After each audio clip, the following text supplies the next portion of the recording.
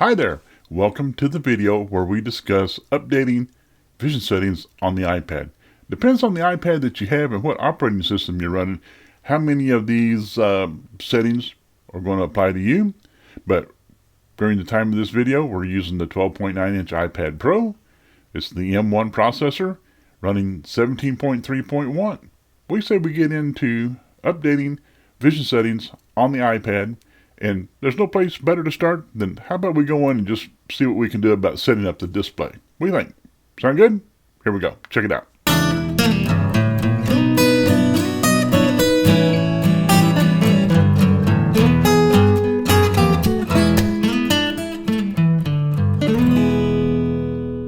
Hello. Welcome to the Legally Blind Geek YouTube channel. My name is Mike. On this channel we focus on overcoming low vision challenges. Today's video we're going to focus on upgrading if you will, vision settings on the iPad. We're going to talk about what you need to make this function or that function as far as accessibility features such as the magnifier, the 12.9-inch iPad Pro with the M1 processor, and how it compares to older iPad Pros with the that was in there before they went with the M1. Sound good? Oh, by the way, to all returning subscribers, thank you very much. Consider giving us a thumbs up, and I'd really like to hear from you in the comment section as far as any observations that you might have or tricks that you might want to share as far as vision settings or how you use the iPad Pro. You know, whether it's age-related vision loss, where we just need to increase the text size, maybe make it bolder, change a different font, or for our dark blind friends or legally blind friends like myself that rely on, spoken content and voiceover. But more on that later. So, thanks. Check out the description box. Follow the Amazon affiliate links. Help me support the channel. You purchase something via one of those links, and I make a little bit of money, which helps keep the lights on. I'd appreciate it. So, with that said, thanks. Subscribe if you like to. Give us a thumbs up or a thumbs down. Remember, post something in the comment section. Now let's get into, how about display settings? Let's start with that.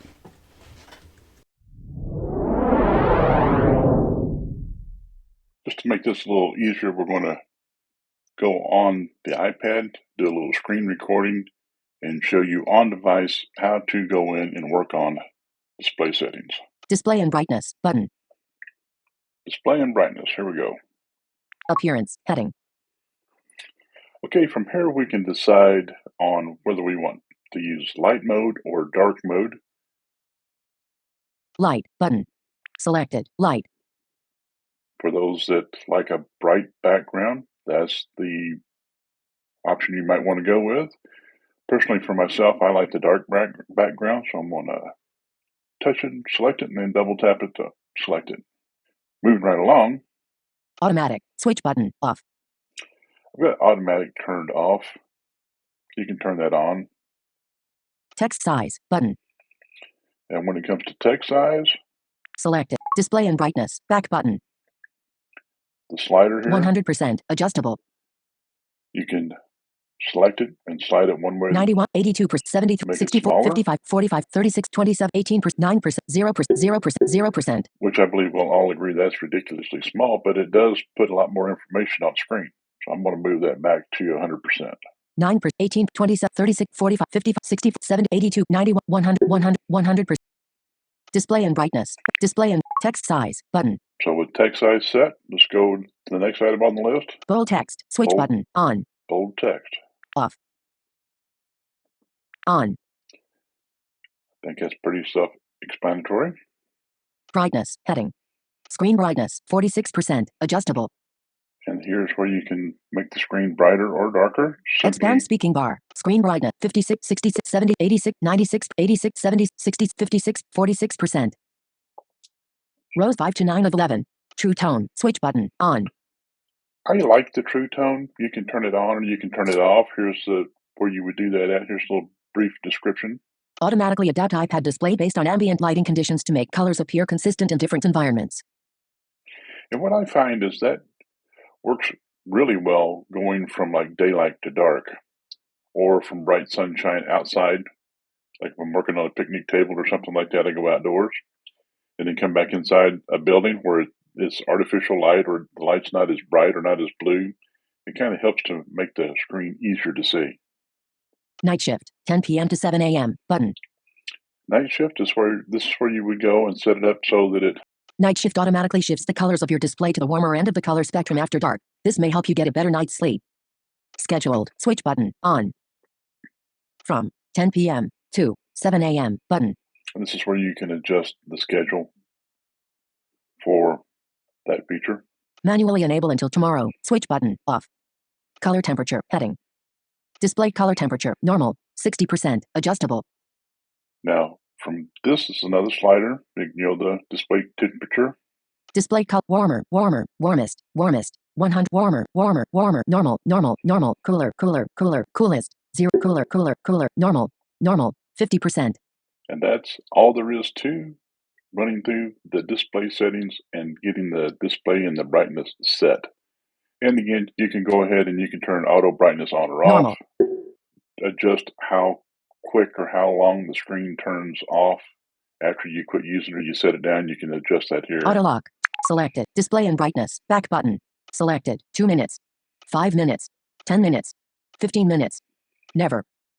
Attention is detected when you are looking at the screen. When attention is detected, iPad does not dim the display.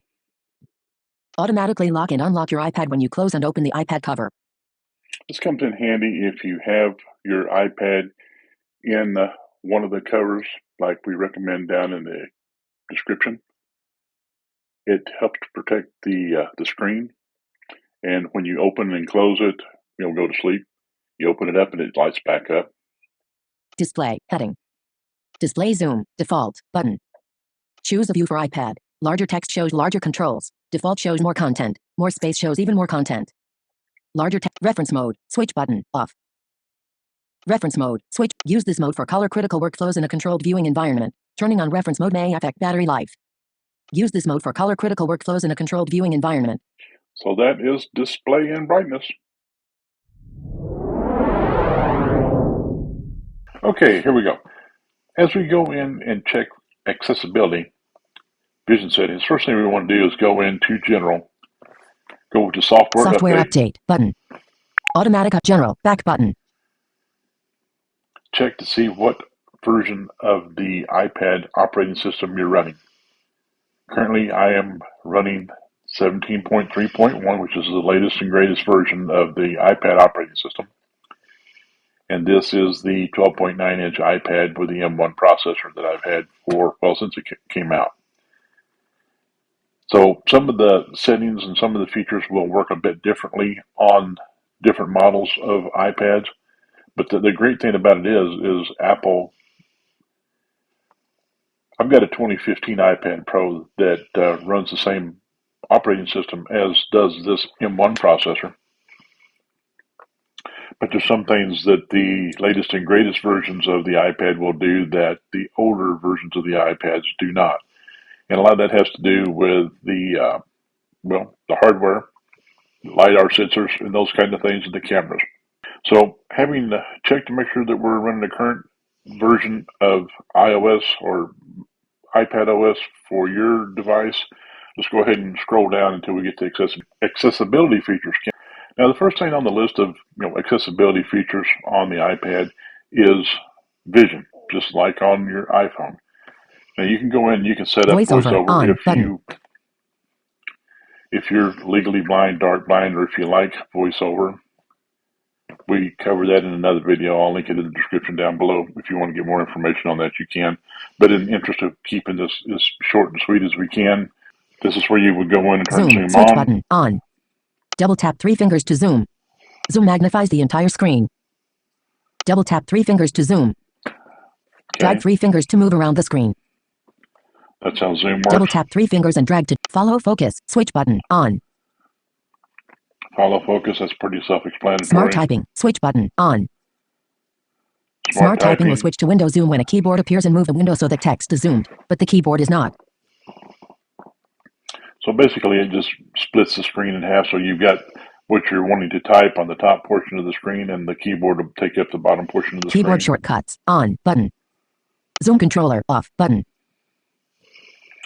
I have the zoom controller turned off just simply because I don't need all that clutter on the screen. But if you want to turn it on, by all means, go Zoom ahead and turn region. it on. Full screen zoom button. And the zoom region is full screen zoom. Zoom back button. Pin zoom. You have the option of using the pin, which doesn't really work that well for me, but you can try it out Selected. if you want to. Full screen zoom. Window zoom. And the window zoom is just like a little rectangular shaped box that kind of appears on the screen where the zoom focus is, or the zoom is focused on.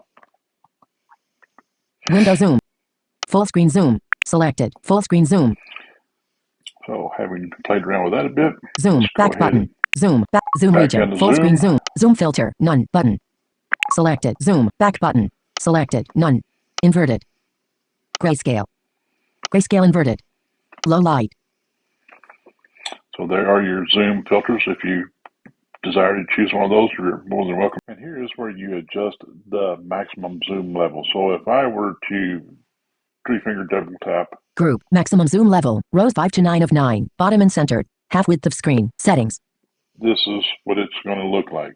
Okay. And this is what it said, like 5x zoom. Go ahead and back out of this for just a second. 2.8 times.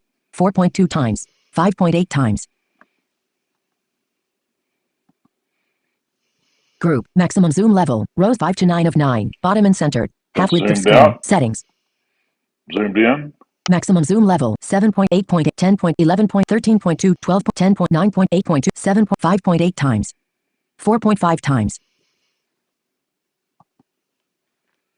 Maximum zoom level. Maximum zoom. Maximum zoom. Maximum zoom. Controls whether zoom appears while sharing your screen and during screen recordings. Maximum zoom level 6.0 times. 7.5 times. 9.0 times. 7.8, 6.5 times. Controls whether zoom appears while sharing your screen and during screen recordings.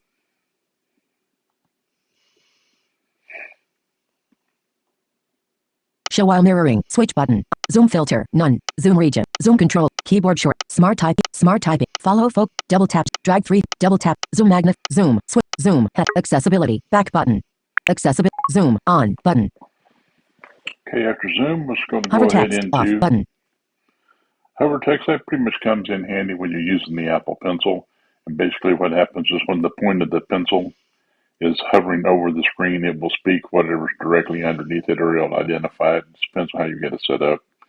Personally, I don't use it, but some people do. That's just where you find hover text at to turn it on. Display and text size. Button. Display and text size. You know, we talked about that in display settings, Off. but this is another Accessibility. location where Back you button. can go in. Bold You text. turn Switch bold button. text on. Larger text. On. Button. You can adjust the text size here. Button shapes, I don't really turn that on. I don't. Doesn't really mean anything to me. On/off labels. Switch button. Off.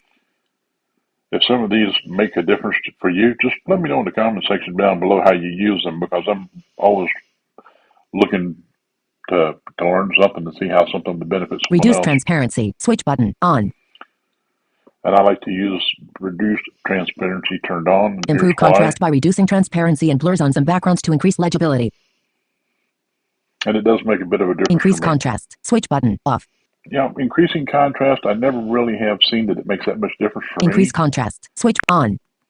But you can turn the little toggle on there and see I guess the blues get brighter, that kind of stuff. I don't notice it a lot, but I can leave it on for the time being. Increase color contrast between app foreground and background colors. Differentiate without color. Switch button. Off. Then you can always differentiate without color. How does that work? On. Prefer horizontal text in languages that support vertical. Prefer horizontal text. Switch button. Off. Replaces user interface items that rely solely. Differentiate without color. Switch button. On. Smart invert, basically that just changes from a light background to a dark background. And when you have the dark background, it just switches between the text color and the background color. Smart invert. Switch on. Classic invert reverses the colors of classic invert. Switch button. Off. On. Some people like this. For me, it's just a little bit too bright. I like it better with the dark background. What do you think? Classic invert. Switch off. Classic invert reverses the color filters. Off. Button. Color filters. If you want to change a color, here is the selection of color filters you have to choose from. There's like 3 different pages. Filter preview. Page 1 of 3. Adjust. Page 2 of 3. Page 3 of 3. Page 2 of 3. Page 1 of 3. Whichever one of those work best Color for you. filters. Switch button. Off. And then you just turn them on.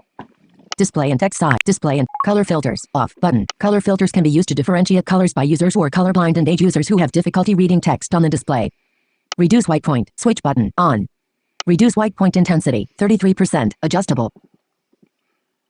And that does make a difference for me. Right here's where you would adjust that. It makes the text brighter or not as bright. Depends on what works best for your Reduce eyes. the intensity of bright colors. Auto brightness. Switch button. Off. I don't like auto brightness. Some people do. I just find it easier to go into the control center. Just simply at the top right hand corner, if you just pull down until it goes ding ding, with voiceover turned on, it'll open up control center. Control center. Airplane mode. Switch button. Off. Brightness. 46%. Adjustable. There's Actions available. For me, it's easier to 50, adjust the 60, brightness 70, here. 80, 96, 100%. But if you want to use auto brightness, there it is. They say it may help you with some battery life. To me, I haven't noticed any difference. Basically, I find that when I'm doing some heavy work, like doing video work or recording videos and that kind of stuff on the iPad, which is capable of doing, quite capable actually. That's what we're doing right. What you're watching right now is being recorded on the iPad. Like I said, the iPad 12.9 M1 processor. The more you use it, the harder you use it, the more heavy duty work you're doing, the quicker it's going to use battery. I don't have a problem getting a day's worth out of it unless I'm shooting like 4K, 30 frames per second video outside and really stressing it, recording video for 15, 20, 30 minutes, then it will eat battery up. Spoken content, that's something that we cover a little bit more so with setting voiceover up. On. Accessibility. Back button. Speak selection. Switch button. On. I like to have the speak selection turned on, and the way that works is I can just simply take my finger and I can touch some Swipe text. down with 2 fingers from the top of the screen to hear the content of the screen. And it will A speak button will appear when you select text. That bit of text. And the speak button is down Expand here. speaking bar button. Or speaking bar. That's, again, we talk about that in setting up voiceover and spoken content. I'll link those videos in the description down below. Audio descriptions, I have it turned on, and a lot of times in the image it will describe what is in that image. It's kind of hard to tell. It's not really great, but it gets better. The better AI gets, the more this is usable. Face ID and attention, basically, everybody knows what Face ID is. Attention pretty much relates True to depth. Accessibility. Back. Require attention for Face ID. Switch button. Off. True Depth camera will provide an additional level of security by verifying that you are looking at iPad before unlocking. Some sunglasses may block attention detection. Switch button. On. iPad will check for attention before dimming the display or lowering the volume of alerts. And I don't do voice control, but this is where you would turn that Top on button. and off. Button. And your top button, we'll look at that for a quick. Slowest. So you can set the click speed. Selected. Default. Slow. Default, slow. Slowest. Adjust the speed required to double or triple click the top button. So these are where all of the accessibility features associated with vision, their settings are, and how to customize.